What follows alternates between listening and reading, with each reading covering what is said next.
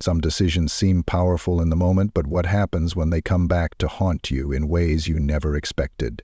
As this shocking story unfolds, you won't believe the turn of events that transforms arrogance into regret. Before we get into it, let us know in the comments where you're watching from. Christina Myers had been with Langley Industries for 3 years. 3 years of grueling late nights, of making sure every project was flawless, of picking up the slack when others slacked off. Yet none of it mattered, not to Richard Langley.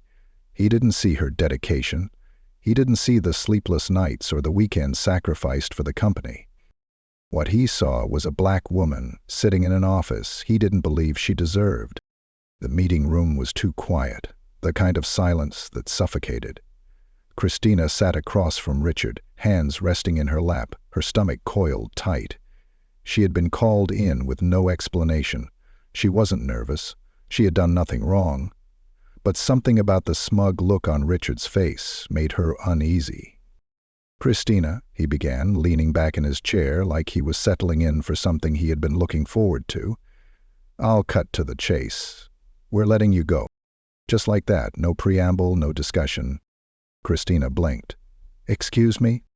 Richard sighed dramatically, shaking his head like he was disappointed. "It's just not working out.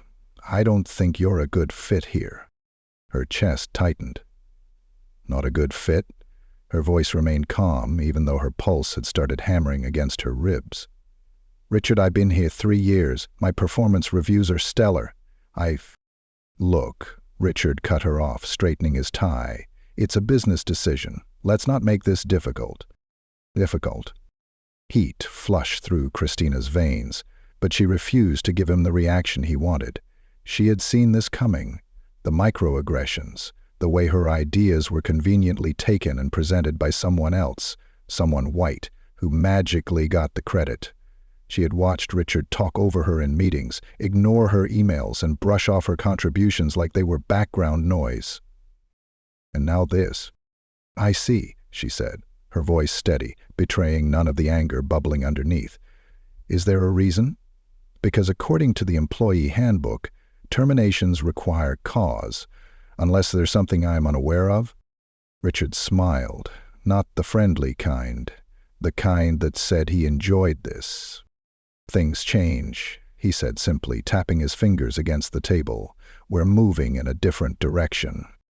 She could see it all over his face. He was daring her to push back, to fight, because if she did, she would be the angry black woman, the difficult employee, the one who made things about race when it was, in fact, about race. Christina exhaled slowly. "Right."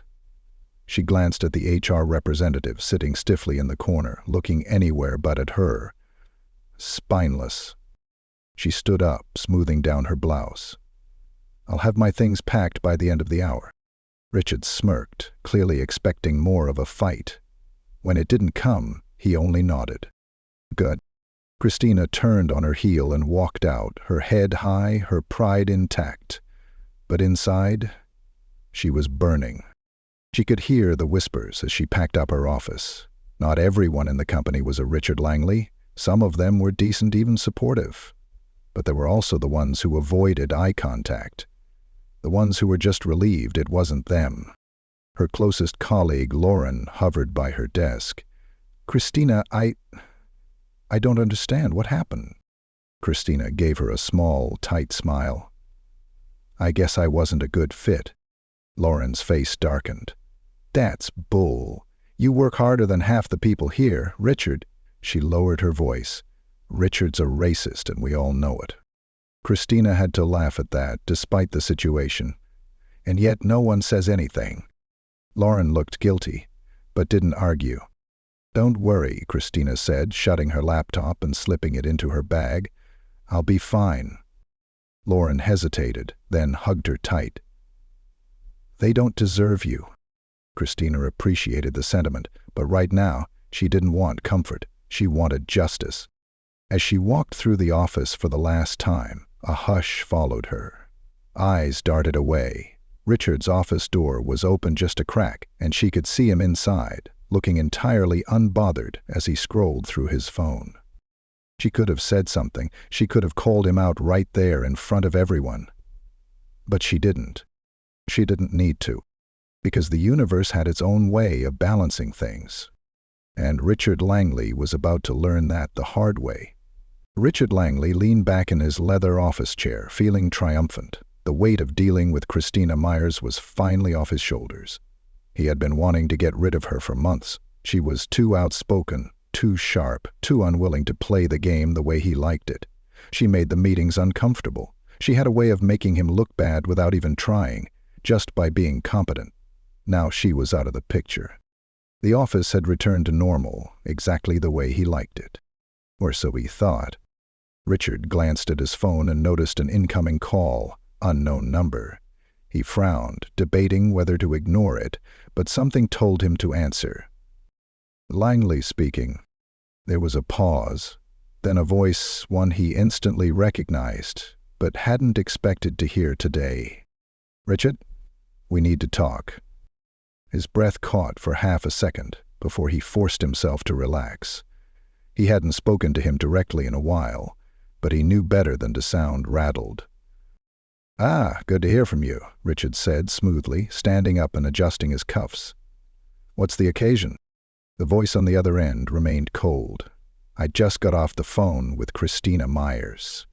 Richard's stomach twisted slightly, but he kept his tone even. "Is that so?" "You fired her today." It wasn't a question. Richard exhaled dramatically, forcing a casual chuckle. "Yes, I did. We're making some changes. The company is moving in a new direction." Silence. A long, heavy silence. Then the voice on the line spoke again.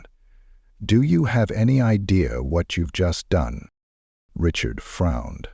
"I made a business decision. I have the right to—" "You just fired the wrong person, Langley." Something about the way it was said made Richard's grip on the phone tighten.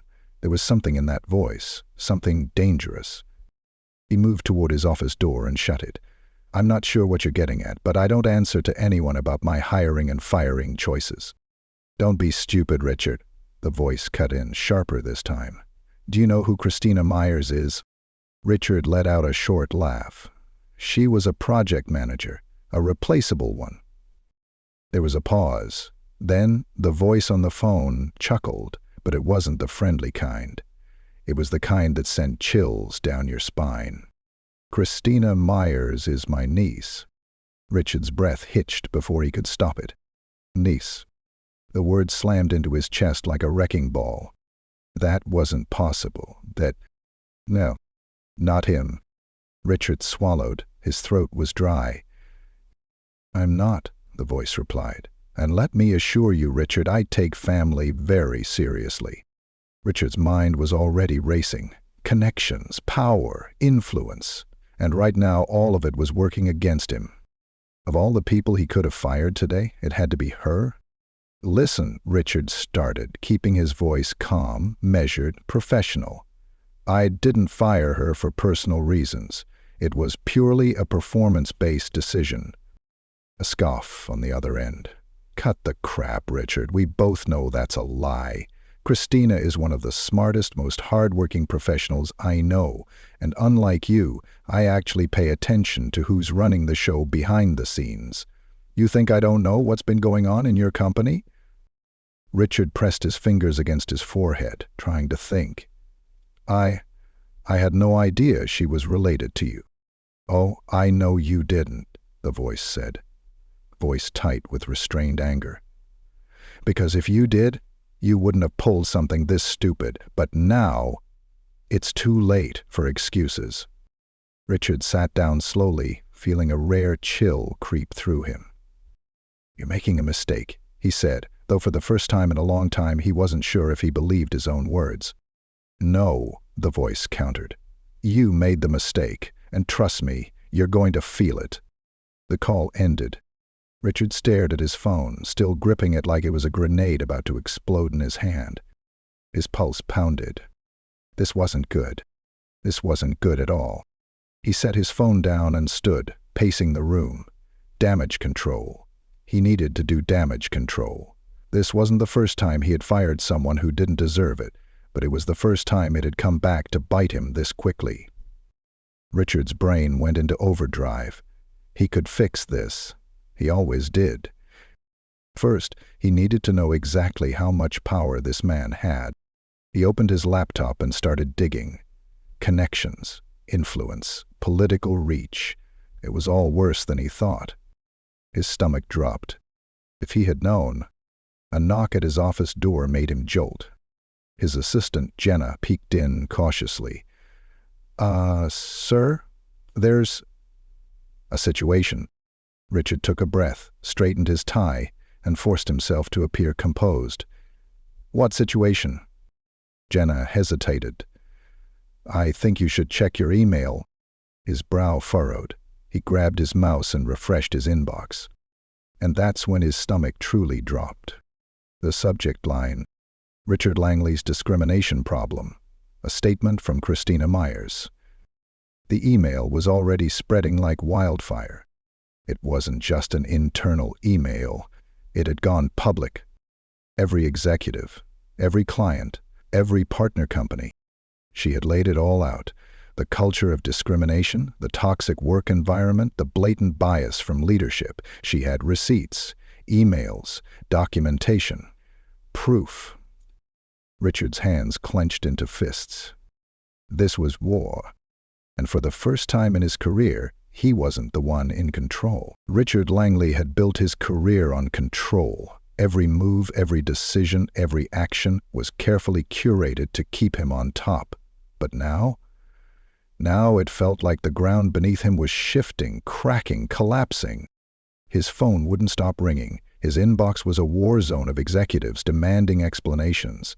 PR nightmares unfolding by the second, and legal threats hovering like a storm cloud over his empire. The email had spread everywhere. The board had seen it, investors had seen it, clients had seen it. And Christina? She wasn't just a former employee anymore. She had become a force. Her story was being shared across every platform imaginable. People weren't just sympathizing, they were furious. Employees from inside Langley Industries had started commenting, adding their own experiences of mistreatment, discrimination, and toxic leadership. The illusion Richard had maintained for so long was shattering. His assistant Jenna stood stiffly at the door, her usual air of forced pleasantness replaced with barely concealed panic. "Sir," she said, voice tight, "you need to address this." Richard exhaled slowly, keeping his expression neutral. "What's the damage?" Jenna hesitated. "Multiple clients are reconsidering contracts. Some have already pulled out. Social media is a disaster, and HR has been fielding calls from reporters all morning." Richard's jaw tightened. "Reporters?" Jenna nodded. "They're outside the building. Some of them are waiting in the lobby." Of course they were. Of course. The vultures had arrived. Richard pinched the bridge of his nose. "Set up a meeting with the board. I need to get ahead of this." Jenna didn't move. He looked up. "Now." She swallowed. "The board already called for a meeting?" Richard blinked. "What?" Jenna hesitated, then placed a folded letter on his desk. "Effective immediately. They're suspending you as CEO until further review."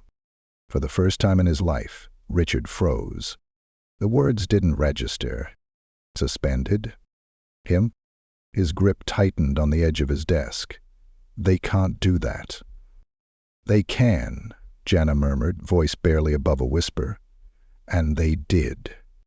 Richard snatched the letter, scanning the words, looking for a loophole, something, anything, that would undo this.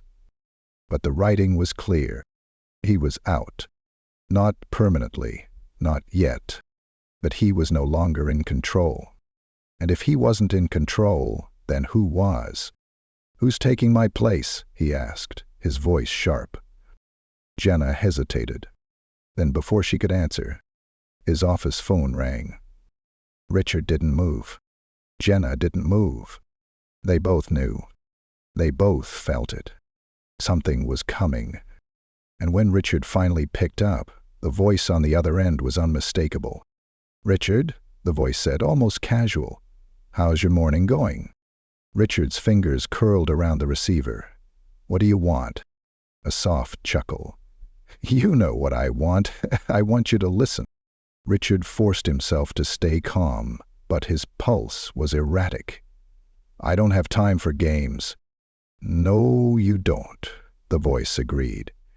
"Which is why I'm going to make this simple. You're done, Richard." Richard let out a bitter laugh. "You think you can push me out? I built this company.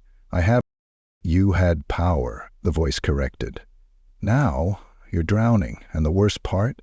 You did this to yourself." Richard's knuckles turned white. "This is a witch hunt. People like you—" The voice cut him off. "People like me?" Silence. Heavy. Dangerous. Richard's heartbeat was deafening in his own ears. Then the voice continued, slower this time. "You mean people who don't let men like you get away with their bullshit anymore?" Richard opened his mouth, but nothing came out. Because he had nothing to say. "You underestimated her," the voice went on. "You treated her like she was nothing, and now she's more powerful than you." Richard swallowed hard. "She didn't just walk away, Richard. She walked up. And now you're falling." Richard slammed the phone down. His chest was heaving. This wasn't real. This wasn't happening. But it was. And deep down, he knew. The worst was yet to come. Richard Langley sat alone in his office. Or rather, what was left of it. The once pristine space was now in disarray. Papers scattered, files dumped into hastily packed boxes, the remnants of a man who had been forced to clear out his own kingdom. Just days ago, this office had been a symbol of power, a fortress built on control, where every decision he made rippled through the company without question. But now it was a graveyard of his own arrogance. Outside, he could hear the murmurs, employees whispering, glancing toward his door with barely concealed satisfaction. He had seen the way they looked at him lately, some with amusement, others with contempt. They weren't afraid anymore. That was the worst part. He had lost something far more valuable than his title.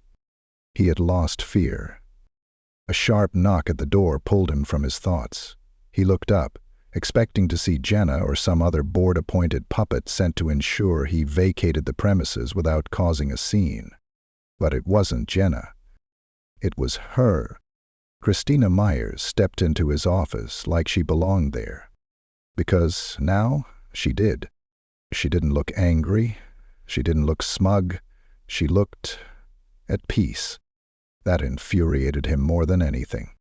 He forced himself to sit up, keeping his expression neutral. "Christina," he said evenly, as if they were still equals, as if he was still in control. She just smiled. "Richard." A beat of silence stretched between them. Finally she spoke. "I wanted to see it for myself." Richard narrowed his eyes. "See what?" She gestured vaguely at the mess surrounding him. The fall of a man who thought he was untouchable. Richard clenched his jaw. "You think this is funny?" "No," she said simply. "I think it's justice." He scoffed. "You think you're the reason for this? You're not that important, Christina." She laughed. Not cruelly, not mockingly, just amused. "Richard, I didn't do this to you," she said, shaking her head. "You did this to yourself." Richard didn't reply, because there was nothing to say. Everything had spiraled so fast. The board had turned on him. The shareholders had seen the headlines, read the statements, watched as every dirty little truth about Langley Industries had surfaced. Clients pulled out. Lawsuits started piling up. And the board, they had no choice. They removed him. Officially, it was a resignation, a carefully worded statement crafted to preserve what little dignity he had left. But everyone knew the truth. Richard Langley was finished. And Christina Myers? She had been offered his seat, not as CEO, at least not yet, but in a position of power, a role that made it very clear who the board trusted now. Must feel good, Richard muttered, bitterness coating his words. She tilted her head. It doesn't feel bad. He hated her, more than he had ever hated anyone in his entire life. Because she hadn't just won. She had outlasted him. She turned to leave, but paused at the door. "One last thing," she said. Richard didn't respond. She looked at him, really looked at him. "Do you know why you lost?" He exhaled sharply. "I lost because you—" "No," she cut him off. "You lost because you thought power came from keeping others down. But real power comes from lifting people up. And that's why you'll never have it again." She didn't wait for a reply. She didn't need one. Because Richard Langley's story was over. And Christina Myers? Hers was just beginning.